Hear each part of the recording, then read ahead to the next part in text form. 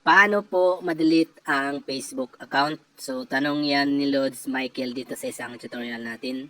So, madali lang naman po, Lods, mag-delete ng Facebook account. So, i-follow mo lang po itong gagawin ko, okay? Open mo lang po ang iyong Facebook apps. Pagdating po dito sa iyong Facebook account, pumunta lang tayo dito sa tatlong slash na to. And then, dito po, scroll up lang natin. I-click natin itong setting in privacy. And then, i-click naman po natin itong settings.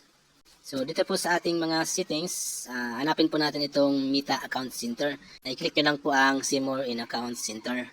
And then, mapupunta ka po dito sa account center ng iyong Facebook account. Ayan. So, dito po, scroll up lang natin. I-click po natin itong personal detail. And then, dito po sa ating personal details, i-click po natin itong account ownership and control. And then, dito po, i-click naman po natin itong deactivation and deletion.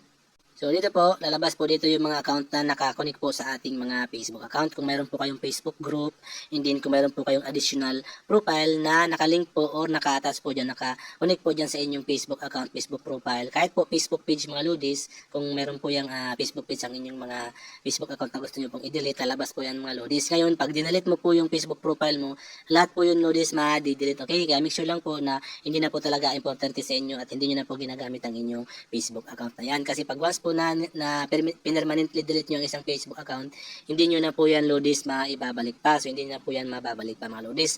So, kung kayo po ay pansamantala lang, mas maganda temporary lang po or deactivate lang po ang gawin nyo. Kung ayaw nyo makita yung mga post nyo na pansamantala, deactivate po ang pinakadabis mga lodis. So, pag andito na po kayo at decidido na po kayong i-delete, so hanapin nyo lang po ang inyong Facebook profile. Mostly, ang Facebook profile po natin ay nasa pinakataas yan. Okay? So, makikita naman po natin, palalaman natin yan. Kasi siyempre sa atin po yan. Kung alin po dyan yung page, alin po dyan yung group, and alin po dyan yung ating mga additional info. So, dito, pumunta tayo dito sa ating profile. I-click po natin yan.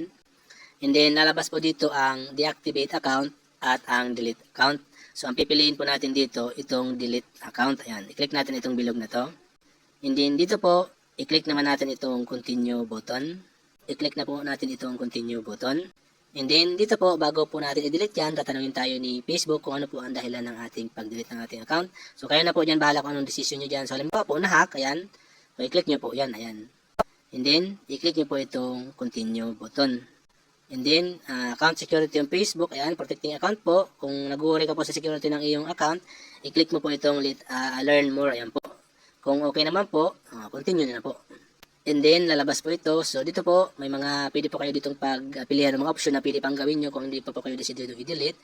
Tulad ng pag-deactivate. And then, pag-save po ng mga post natin sa ating mga archive.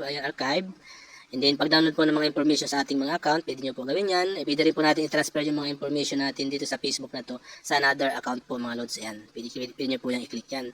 Then, yung mga nakalink po na mga application sa inyong mga Facebook, katulad po ng Mobile Legends, katulad ng application na yan, or mga games, kung ano man pong mga application na nakalink dyan sa inyong mga Facebook account, madidelete din po yan mga loadis. So, pag okay na po, i-click nyo na po itong continue button.